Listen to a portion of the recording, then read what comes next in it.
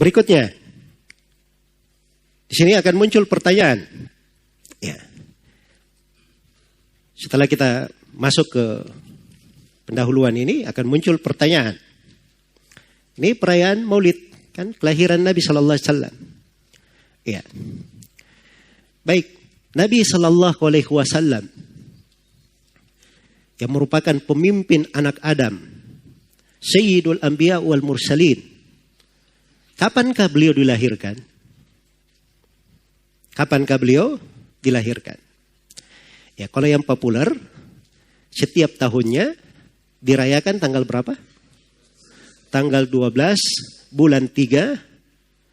Ya, bulan 3 itu namanya Rabi al-Awwal. Kan begitu? Ya.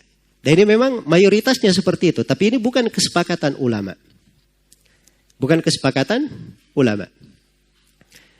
Ada perbedaan pendapat dalam hari apa dilahirkan. Tanggalnya. Bahkan ada perbedaan pendapat dalam bulannya. Dalam bulannya. Iya. Di antara ulama ada yang berkata, Nabi SAW dilahirkan tanggal 2, Rabiul Awal. Ada yang mengatakan tanggal 8. Ada yang mengatakan tanggal 10. Ada yang mengatakan tanggal 12. Ada yang mengatakan tanggal 17. Dari Rabiul Awal. Ya. Baik. Dan ada yang mengatakan bukan di Rabiul Awal, malah di bulan Ramadan.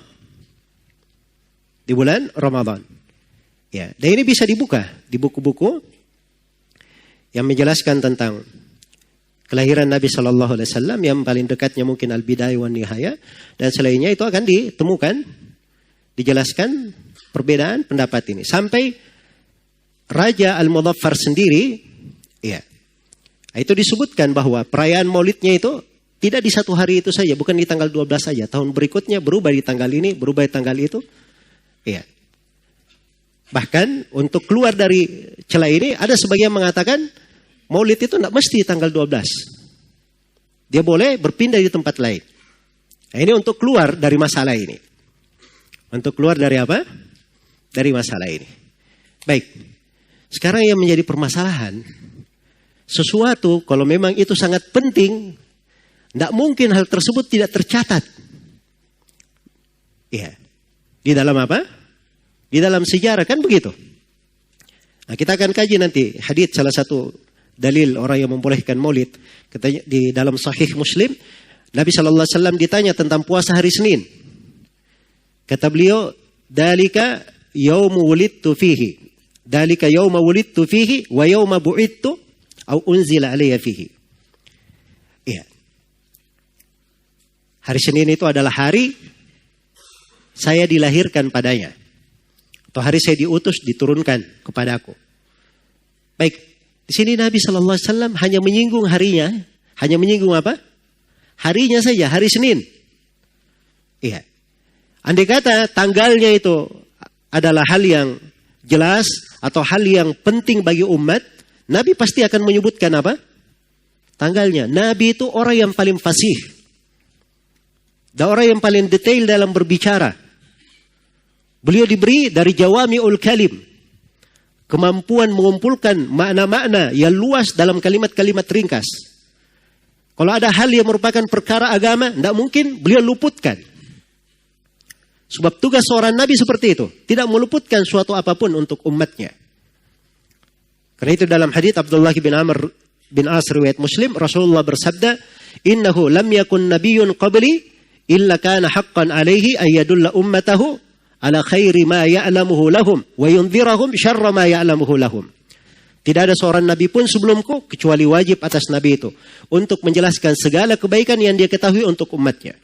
Dan wajib atas nabi tersebut untuk menerangkan segala kejelekan yang bisa membahayakan umatnya. Kok bisa masalah seperti ini tidak diterangkan oleh Nabi Sallallahu Alaihi Wasallam? Ya, baik.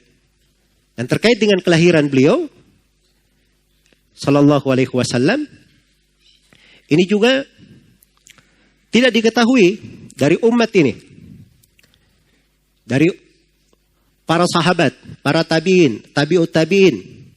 Ada yang punya perhatian khusus di kelahiran Nabi Sallallahu Alaihi Wasallam. Iya. Pada tanggalnya dan bulannya seperti yang berjalan sekarang di tengah manusia ini. Jelas ya? Bahkan di sini ada satu hal yang banyak orang tidak mengetahuinya. Apa itu? Sekarang saya mau bertanya. Nabi itu meninggal kapan?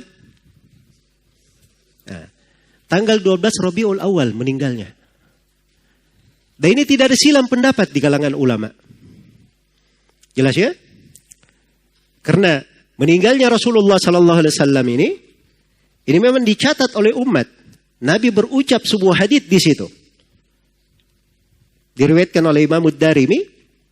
Rasulullah Sallallahu Alaihi Wasallam bersabda, haditsnya dikuatkan oleh Syekh Al-Albani.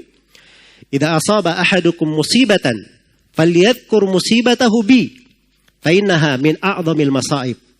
Kata Nabi Sallallahu Alaihi Wasallam, apabila salah seorang di antara kalian tertimpa musibah, maka hendaknya dia ingat musibah tersebut. Hendaknya dia ingat musibahnya terkait denganku, kata Nabi. Karena musibah yang terkait denganku, itu musibah di antara musibah yang paling besar. Jadi Nabi perintah hal itu. Dan ini yang berjalan di tengah para sahabat. Diriwayatkan oleh Imam Ahmad dari Anas bin Malik radhiyallahu taala anhu. Anas bin Malik berkata, syahidtuhu yauma dakhala al-Madinah. Saya melihat Nabi di hari beliau masuk ke kota Madinah. Maksudnya hijrah dari Mekah masuk ke Madinah. Di hari yang Nabi masuk ke Madinah, kata Anas, saya menyaksikan Nabi.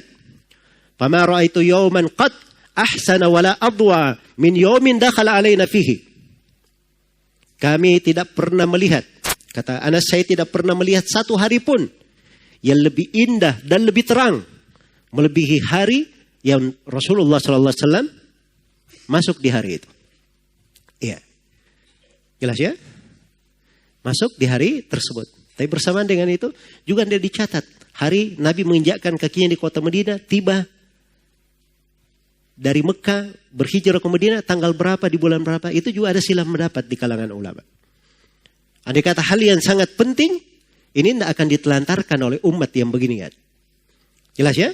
Kemudian kata Anas, wa syahidtuhu yauma mautihi, dan saya juga menyaksikan Nabi tatkala beliau meninggal. Fama ra'aitu yawman akbaha wala adlama min yawmin mata fihi sallallahu alaihi wasallam. Saya lihat di hari beliau meninggal, saya tidak melihat ada hari yang lebih buruk, lebih gelap melebihi hari yang Rasulullah sallallahu alaihi wasallam meninggal di situ. Iya. Jadi andai kata tanggal 12 ini, tanggal 12 Rabiul Awal ini ada keistimewaan khusus pada setiap tahunnya. Iya. Maka pasti sudah menjadi perhatian kaum muslimin. Sudah menjadi apa?